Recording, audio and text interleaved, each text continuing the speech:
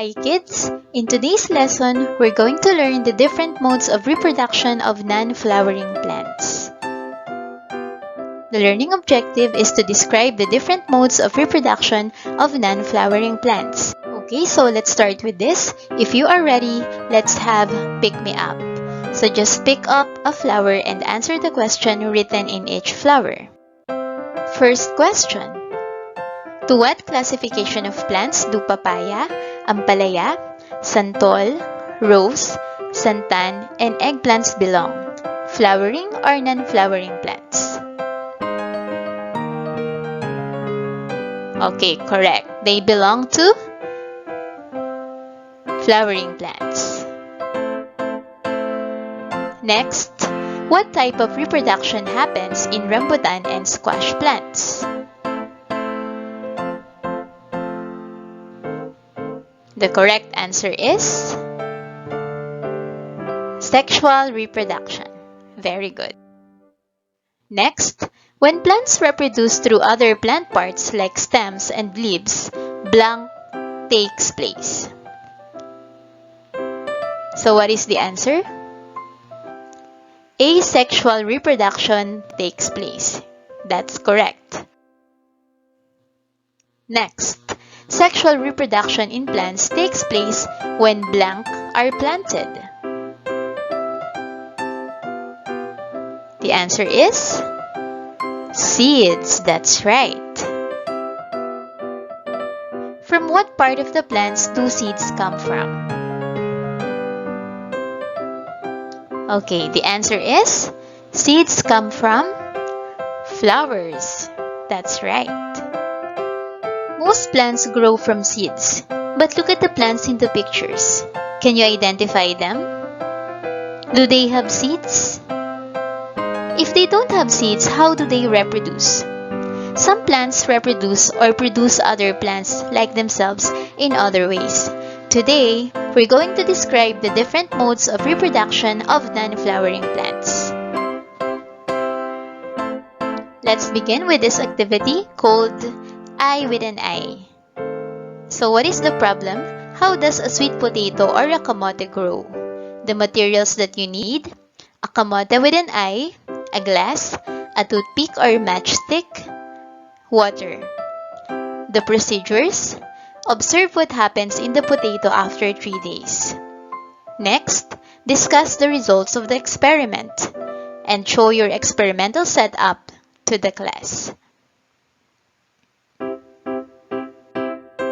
Let me show you this video on how to grow a sweet potato or a kamote.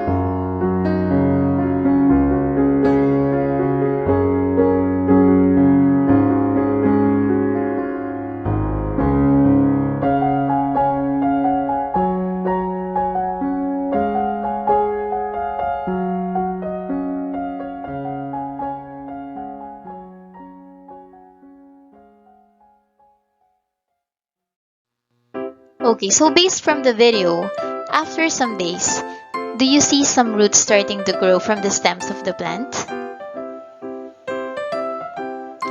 If you plant this stem in good soil, what will happen?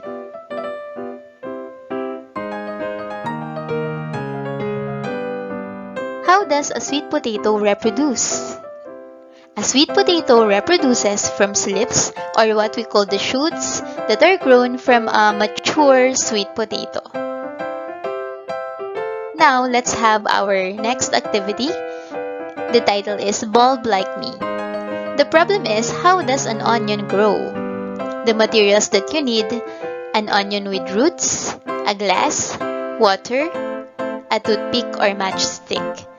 Then the procedures that you have to follow: observe what happens in the onion after 3 days. Discuss and present the results of the experiment and show your experimental setup to the class. Let's now check this video on how to grow red onions.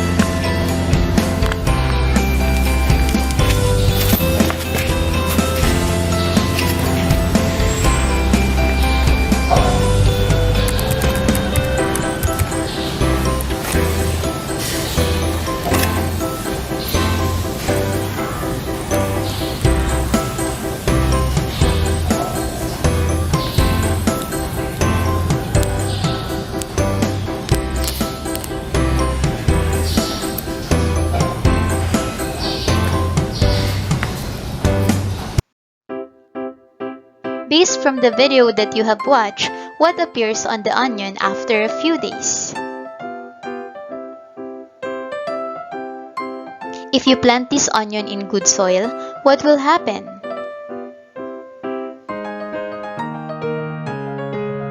How does an onion grow?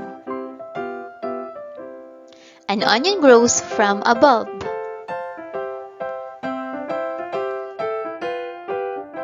Let's now do this third activity. Cut me please. The problem is, how does a San Francisco reproduce? The materials that you need: cut stem of a San Francisco, and the procedures that you have to follow: observe what happens in the San Francisco stem after some days. Next, discuss and present the results of the experiment to your teacher. And finally, show your experimental setup to the class and of course to your teacher.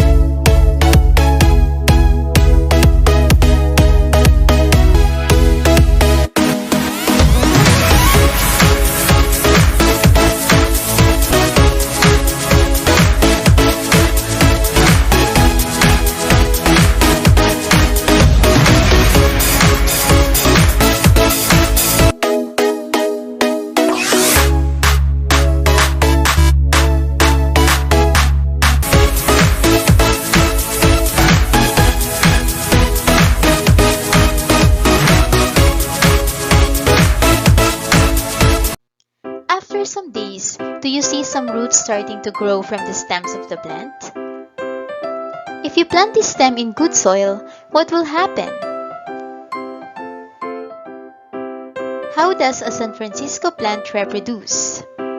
San Francisco plant reproduces through stem cutting. For activity number 4, it's run after me.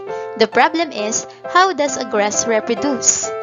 Materials that you need: uprooted grass, transparent disposable container with soil.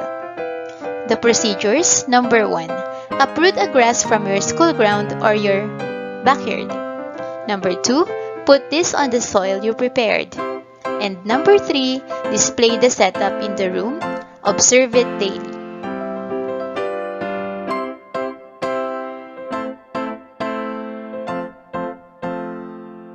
After some days, do you see some roots starting to grow from the slender stems of the plant?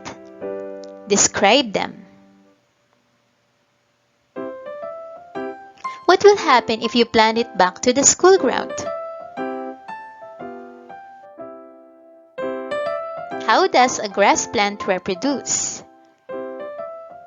A grass plant reproduces through a long, slender stem. Activity number 5. Creep like me. The problem: how does a ginger reproduce? Materials that you need: mature ginger rhizome, transparent container with soil. Procedures: first, observe what happens in the ginger after some days. Number 2, discuss and present the results of the experiment. And finally, show your experimental setup to the class and to your teacher. Hi guys, today I'm going to show you how to grow your very own ginger from a piece of ginger that you bought at the grocery store. First off, the best time to start this process is from mid-April to early May, since it takes about 5 to 6 months to harvest. So this is the part of the ginger that the leaves sprout out of, the stalk grows from. So you want to divide each one of these into its own piece.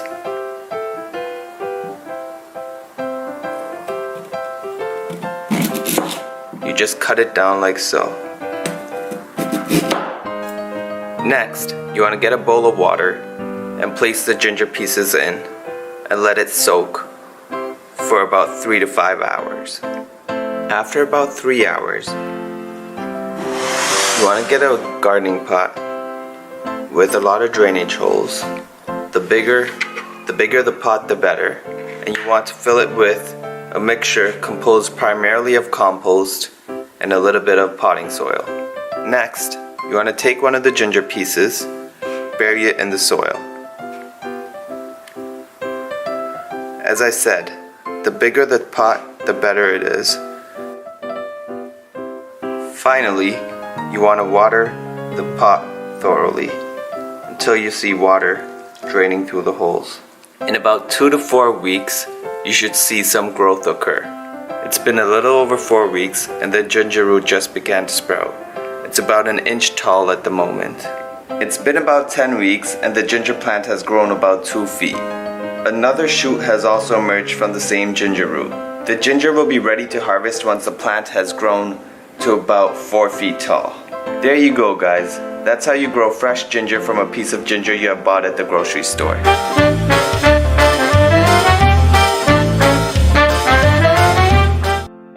After some time, do you see some roots starting to grow from the creeping underground stems of the plant? What will happen if you plant it in your vegetable garden? How does a ginger plant reproduce? A ginger plant reproduces through a creeping underground stems or rhizomes. Our last activity, I wonder how. The problem is, how do Kotahitanga and welcome plants reproduce? The materials that you need: mature leaves of Kotahitanga and welcome plants. Procedures: first, plant each mature leaf of Kotahitanga and welcome plants in a transparent glass jar with soil. Water them. Then, display the setup in the room. Observe them after some days.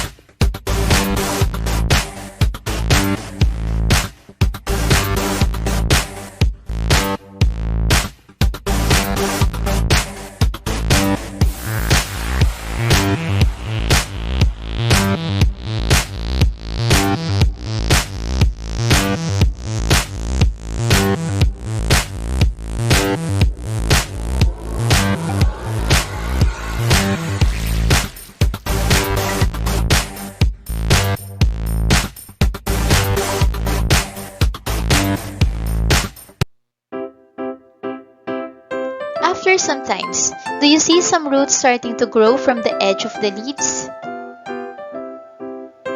What will happen if you plant them in your garden?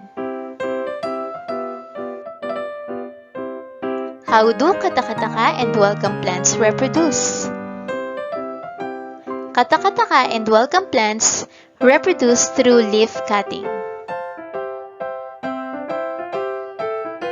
What parts of the plants did you use in your experimental setups? Will those non-flowering plants be able to produce another of their kind?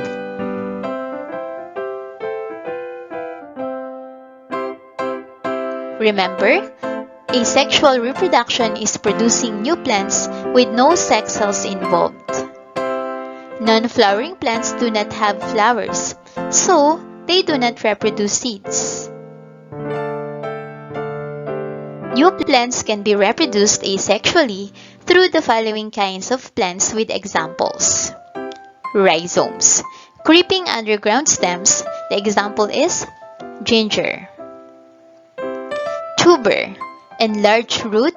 Examples are kamote, ube, potato, and gabi. Bulb, enlarged leaves. Example, onion.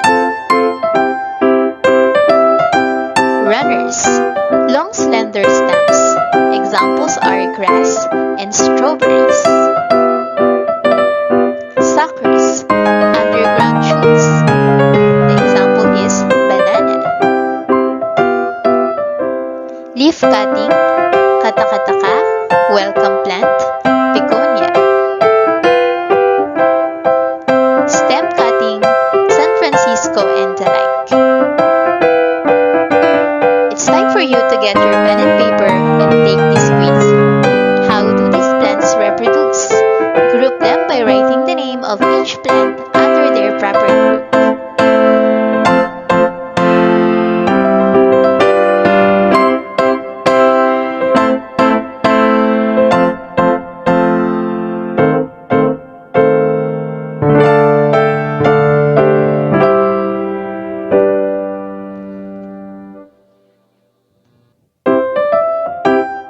Okay, check your work. So, rhizomes, ginger. Under tuber, we have potato and kamote. Bulb, onion, and tulip. We have strawberries and grass. Under runners, Kotahitanga for leaf cutting, and santan and rose for stem cutting. Have you got 10? Good job! Very good. For your offline activity, read the situation below and answer the question. Aling Marta cuts some mature stems of San Francisco, santan, rose, and balonggay in their garden. Shane, her neighbor, saw her that she just threw them away in their backyard. What might Shane do? Write agree if the statement is correct and disagree if otherwise. Number 1, all plants grow from seeds. Number 2, non-flowering plants reproduce asexually in many ways. Number 3. Strawberries reproduce through runners. Number 4. Ginger is grown from tubers. Number 5. An onion grows from a bulb. Don't forget to submit your answers to your teacher. That would be all for today. I hope you enjoyed and you learned something in our lesson. Goodbye and enjoy the rest of your day.